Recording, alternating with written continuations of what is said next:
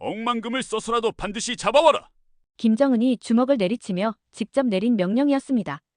북한 최고 권력층이 발칵 뒤집힌 전대미문의 탈북 사건이 터진 거죠. 이상했습니다.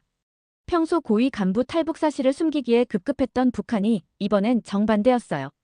중국 전역에 수백 명의 정찰 총국 요원들을 풀어놓고 100만 달러라는 천문학적 현상금까지 내걸며 전방위 추적에 나선 겁니다. 도대체 누가 김정은을 이토록 분노하게 만든 걸까요? 그 정체는 충격적이었습니다. 북한 사이버 해킹 조직의 최고 간부. 전 세계 은행들을 해킹해 핵무기 개발 자금을 조달해온 바로 그 인물이었거든요. 만약 그가 입을 연다면 북한의 모든 비밀이 세상에 드러나게 되는 상황이었어요. 하지만 정말 소름 돋는 건 따로 있었습니다. 이들이 철통 같은 북한을 탈출한 그 방법 말이에요. 수면제 한 알로 국경 경비병들을 무력화시키고 탐지견과 순찰선의 추격을 피해 얼음장 같은 압록강을 건넌 그 아찔한 순간들. 그리고 중국에서 벌어진 6개월간의 처절한 숨바꼭질. 과연 이 일가족은 북한의 끈질긴 추적망을 뚫고 자유의 땅에 도착할 수 있었을까요? 그들이 폭로한 충격적인 진실은 과연 무엇이었을까요? 지금까지 그 어디에서도 공개되지 않았던 실화 기반의 극한 생존 스토리가 시작됩니다.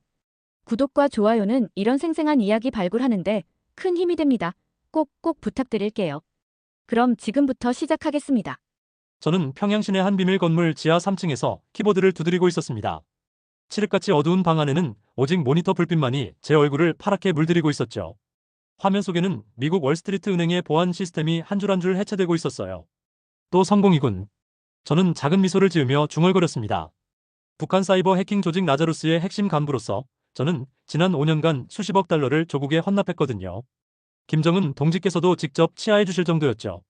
그런데 그날 오후 평소와 다른 분위기가 사무실을 휩쓸었습니다. 제 옆자리에 앉던 리철민 간부의 자리가 텅 비어 있었어요.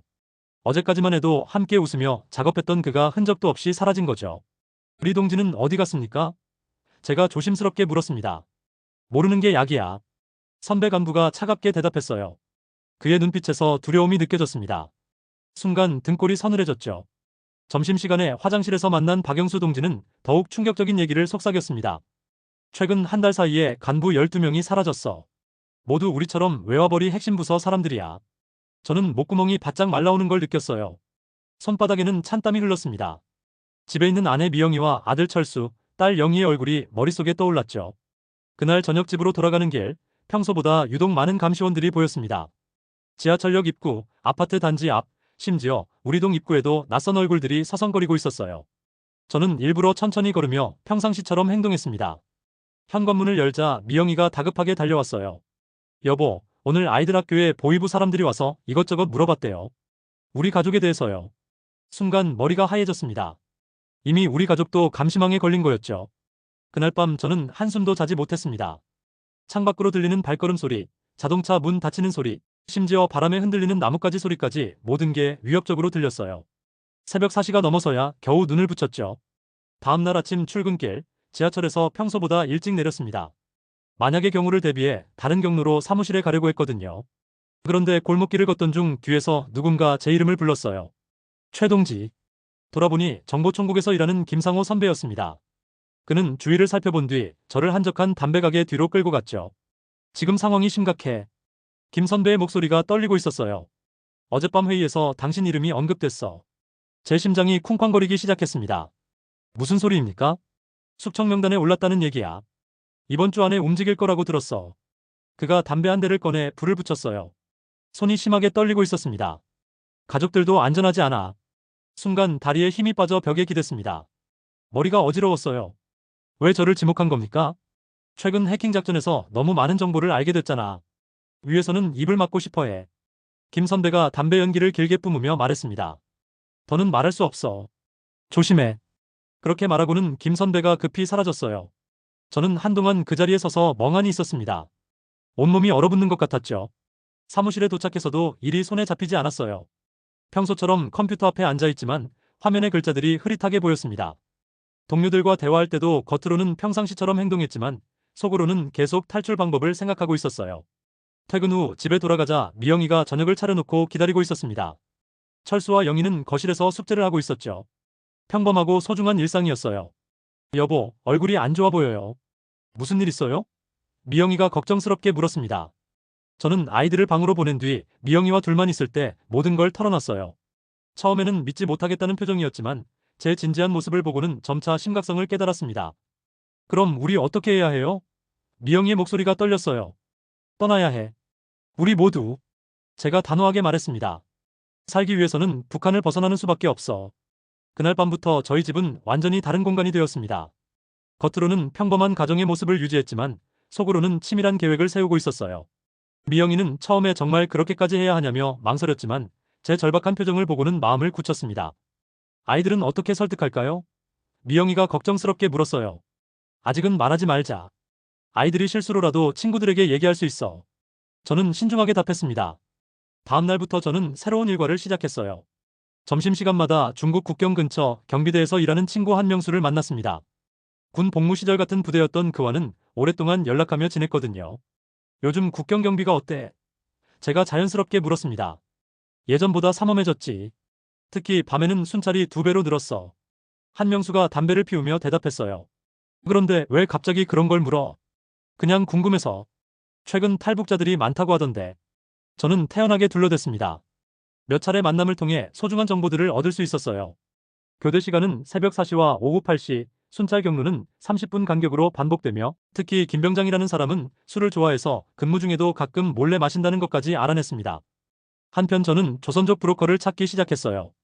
해산시장에서 중국 물건을 파는 상인들을 통해 조심스럽게 접촉했습니다. 며칠간의 수소문 끝에 장 씨라는 40대 남자를 만날 수 있었죠. 한 가족이 건너가려면 얼마나 듭니까? 제가 속삭이듯 물었어요. 상황에 따라 다르지. 그런데 요즘은 위험해서 웬만하면 안 해. 장 씨가 주위를 살피며 말했습니다. 특히 간부 출신들은 더더욱. 방법이 전혀 없습니까? 장 씨가 잠깐 고민하더니 작은 봉지를 꺼냈어요. 이걸 써볼 수는 있어. 수면제야. 경비병들 음식에 타면 30분 정도 깊게 잠들어. 제 손이 떨렸습니다. 그 작은 알약들이 우리 가족의 생사를 가를 열쇠였거든요. 집에 돌아와서 미영이에게 모든 계획을 설명했어요. 그녀는 창백한 얼굴로 듣고 있었습니다. 정말 위험하지 않을까요? 미영이가 불안해했어요. 지금 여기 있는 것보다는 나을 거야. 며칠 안에 체포영장이 떨어질 텐데 그때는 정말 끝이야. 제가 그녀의 손을 잡으며 말했습니다. 그날 밤 저희는 철수와 영희에게도 상황을 설명했어요. 아이들은 처음에는 믿지 못하겠다는 표정이었지만 점차 심각성을 깨달았습니다. 아빠, 우리 정말 북한을 떠나는 거예요? 영희가 눈물을 글썽이며 물었어요. 그래야 우리 가족이 함께 살 수 있어. 용기를 내자. 제가 아이들을 꼭 안아주며 다독였습니다. 드디어 결행일이 다가왔습니다. 11월 중순의 차가운 바람이 얼굴을 때리던 그날, 저희 가족은 평소와 똑같이 하루를 시작했어요. 하지만 속으로는 모든 게 마지막이라는 생각에 가슴이 먹먹했습니다. 오늘은 일찍 들어올게. 제가 출근하며 미영이에게 말했어요. 그녀는 고개만 끄덕였지만 눈가가 빨갛게 부어 있었습니다. 오후 3시, 저는 일찍 퇴근한다며 사무실을 나왔어요. 동료들은 별다른 의심 없이 수고하세요라고 인사했습니다. 그 순간 가슴이 찡했어요. 어쩌면 마지막 인사일지도 모르는데 그들은 아무것도 모르고 있었거든요. 집에 도착하자 미영이가 이미 준비를 마쳐놓고 있었습니다. 작은 가방 하나에 최소한의 옷가지와 비상금, 그리고 가족 사진 한 장이 들어있었어요. 빵은 준비됐어? 제가 물었습니다. 여기 있어요. 미영이가 떨리는 손으로 보온병과 빵 봉지를 가리켰어요. 그 안에는 장 씨가 준 수면제가 조심스럽게 섞여 있었습니다. 저녁 7시, 저희는 해상 근처 국경지대로 향했어요. 아이들은 긴장한 표정이었지만 한마디 불평 없이 따라왔습니다. 철수가 영희의 손을 꼭 잡고 있는 모습을 보니 마음이 아팠어요. 국경 초소가 보이는 언덕에 도착했을 때 이미 해가 지고 있었습니다. 저는 망원경으로 초소를 관찰했어요. 김병장과 다른 병사 2명이 근무하고 있었습니다. 자, 이제 시작이야. 제가 가족들에게 속삭였어요. 미영이가 보온병에 든 따뜻한 옥수수차와 빵을 들고 초소로 걸어갔습니다. 저는 숨을 죽이며 지켜봤어요. 만약 들키면 모든 게 끝장이었거든요. 동지들 수고 많으세요. 추운데 따뜻한 차 한 잔 드세요. 미영이가 자연스럽게 말했어요. 김병장이 의심스러운 눈빛으로 물었습니다. 당신 누구요? 근처에 사는 주민인데 국경을 지켜주시는 동지들께 감사해서요. 미영이의 목소리가 살짝 떨렸지만 태연하게 연기했습니다. 다행히 병사들이 경계를 풀고 차와 빵을 받았어요. 제 심장이 터질 것처럼 뛰었습니다. 손바닥에는 차가운 땀이 흘렀죠. 15분이 지나자 초소에서 콧소리 소리가 들리기 시작했어요.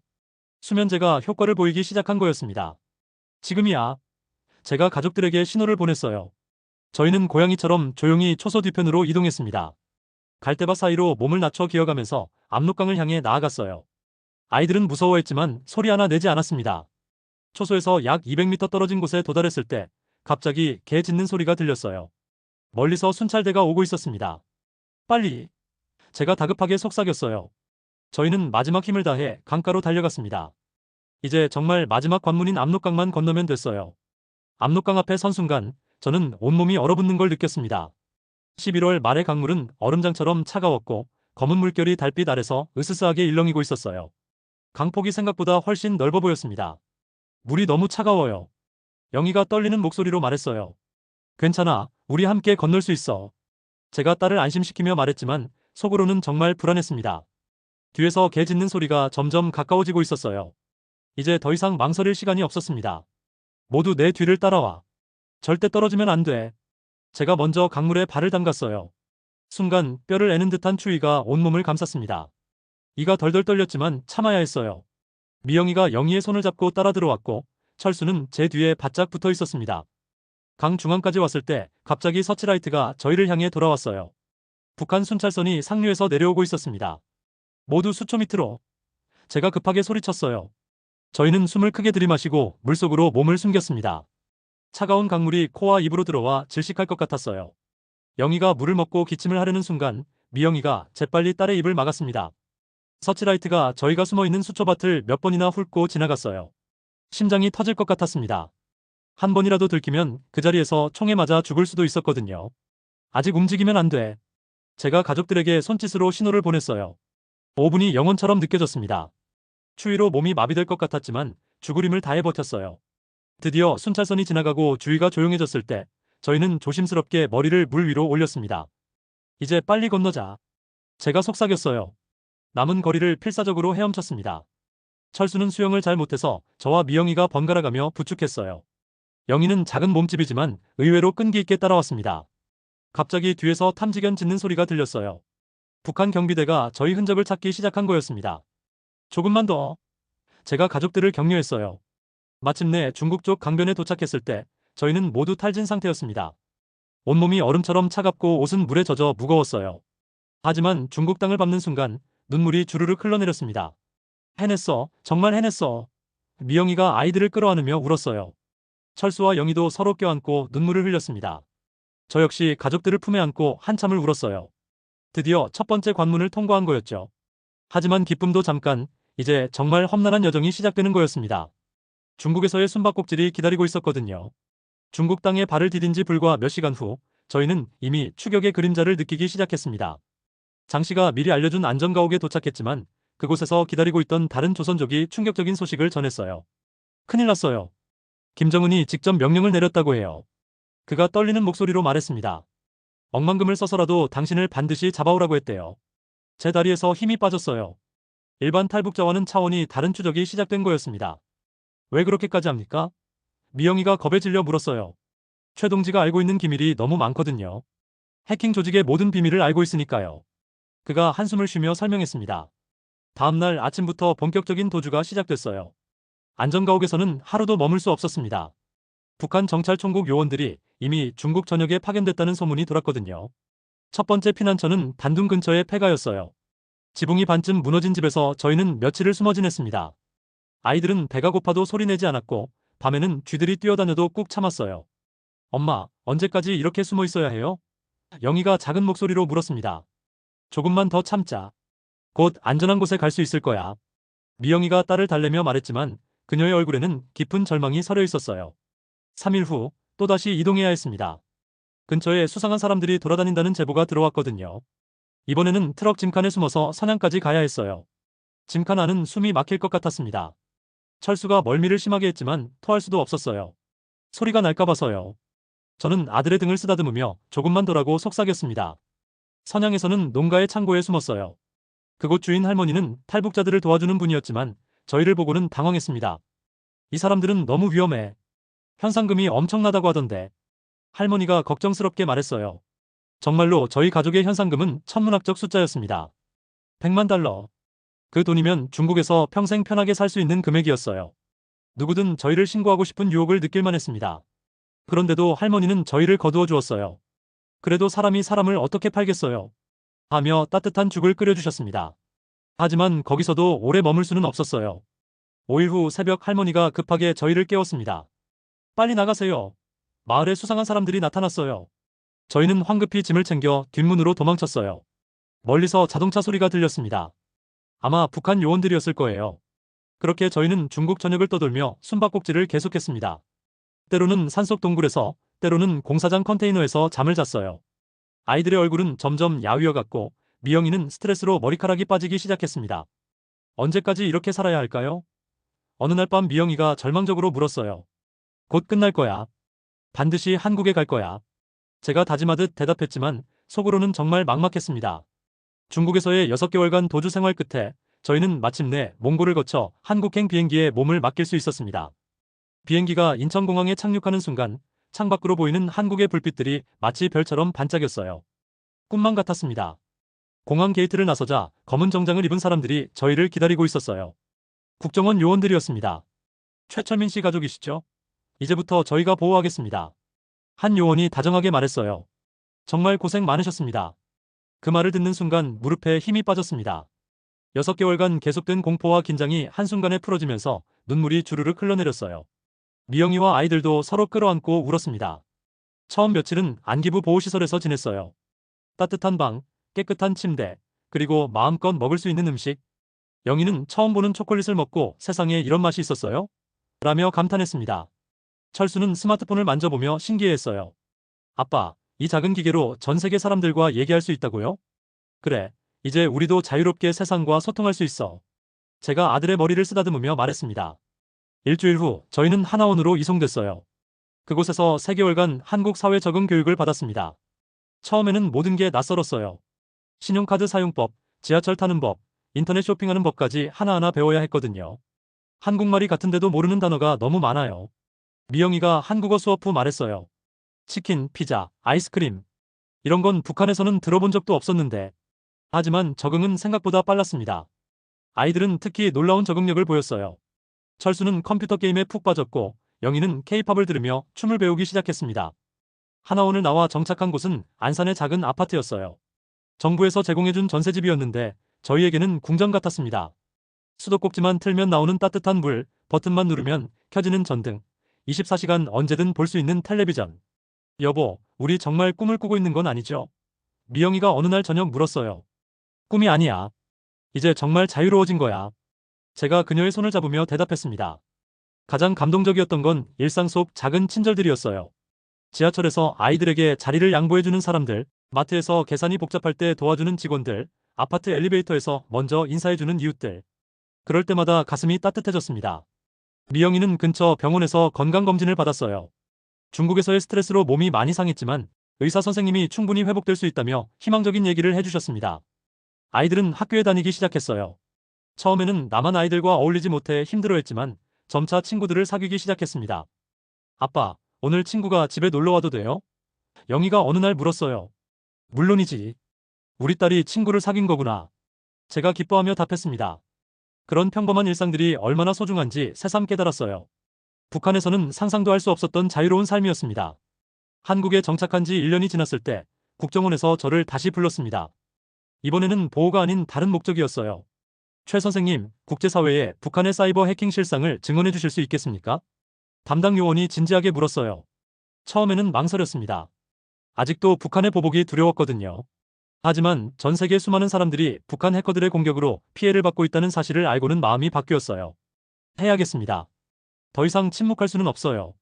제가 결심을 말했습니다. 첫 번째 증언은 유엔 안보리에서였어요. 전 세계 외교관들 앞에서 북한 해킹 조직의 내부 구조를 상세히 밝혔습니다. 라자루스 그룹은 단순한 해커 집단이 아닙니다. 김정은의 직접 통제하에 움직이는 국가 차원의 사이버 부대예요. 제가 마이크 앞에서 또렷하게 말했어요. 매년 수십억 달러를 해킹으로 훔쳐 핵무기 개발 자금으로 사용하고 있습니다. 그 증언은 전 세계 언론의 주목을 받았어요. CNN, BBC, NHK 등 주요 방송사들이 인터뷰를 요청했습니다. 처음에는 얼굴을 가리고 목소리를 변조해서 나갔지만 점차 용기를 내어 실명으로 증언하기 시작했어요. 왜 위험을 감수하면서까지 증언하시는 겁니까? 한 기자가 물었어요. 침묵하는 것이 더 큰 죄라고 생각해요. 제가 알고 있는 진실을 숨긴다면 더 많은 무고한 사람들이 피해를 받을 테니까요. 제가 담담하게 답했습니다. 제 증언 이후 국제사회의 대북 제재가 대폭 강화됐어요. 북한 해킹 조직의 자금줄이 차단되고 각국의 사이버 보안도 한층 강화됐습니다. 또한 탈북민 지원 프로그램도 확대되어 더 많은 사람들이 도움을 받을 수 있게 됐죠. 미영이는 처음에 걱정했어요. 우리 신변이 위험해지는 건 아닐까요? 정부에서 철저히 보호해주고 있어. 그리고 이건 우리가 꼭 해야 할 일이야. 제가 그녀를 설득했습니다. 한편 저는 탈북민 지원단체에서 봉사활동도 시작했어요. 새로운 탈북민들에게 한국 사회 적응법을 알려주고 때로는 제 경험담을 들려주며 희망을 주려고 했습니다. 선배님처럼 저도 용기를 낼 수 있을까요? 한 젊은 탈북민이 물었어요. 물론이죠. 우리는 모두 자유를 위해 목숨을 걸고 온 사람들이에요. 그 용기면 충분합니다. 제가 그의 어깨를 다독이며 말했어요. 아이들도 훌쩍 자랐습니다. 철수는 컴퓨터 프로그래밍의 재능을 보이며 장래 희망을 사이버 보안 전문가로 정했어요. 영희는 북한 인권 운동가가 되겠다고 다짐했습니다. 아빠가 북한의 진실을 알린 것처럼 저는 북한 주민들의 인권을 지키고 싶어요. 영희가 당당하게 말했어요. 어느 날 저녁 가족과 함께 한강변을 산책하며 야경을 바라보고 있을 때였습니다. 반짝이는 서울의 불빛들을 보며 문득 북한에 남은 사람들이 생각났어요. 언젠가는 북한 주민들도 이런 자유를 누릴 수 있을까요? 미영이가 물었어요. 반드시 그런 날이 올 거야. 우리가 증언하고 국제사회가 관심을 갖고 더 많은 사람들이 진실을 알게 되면 분명히 변화가 일어날 거야. 제가 확신에 찬 목소리로 답했습니다. 지금 저는 이민철이라는 새 이름으로 평범한 한국인으로 살아가고 있어요. 하지만 제 마음 한편에는 항상 사명감이 자리 잡고 있습니다. 저희 가족이 목숨을 걸고 얻은 자유와 진실을 더 많은 사람들과 나누는 것, 그것이 제가 살아남은 이유라고 믿고 있거든요. 북한에서 온 한 가족의 탈출기는 이렇게 끝이 났지만 진정한 자유를 향한 여정은 아직 계속되고 있습니다. 북한 사이버 해킹 조직 간부 일가족의 목숨을 건 탈출기 어떠셨나요? 수면제 한 알로 시작된 기적 같은 탈출, 그리고 자유를 향한 그들의 용기 있는 증언까지. 진짜 영화보다 더 극적인 실화였습니다. 지금도 북한에는 자유를 꿈꾸는 수많은 사람들이 있을 텐데요. 언젠가 그들도 이런 자유를 누릴 수 있는 날이 오기를 바라봅니다. 오늘 영상이 도움이 되셨다면 구독과 좋아요, 그리고 댓글로 여러분의 생각을 들려주세요. 다음에도 더욱 흥미진진한 실화 이야기로 찾아뵙겠습니다. 시청해주셔서 감사합니다.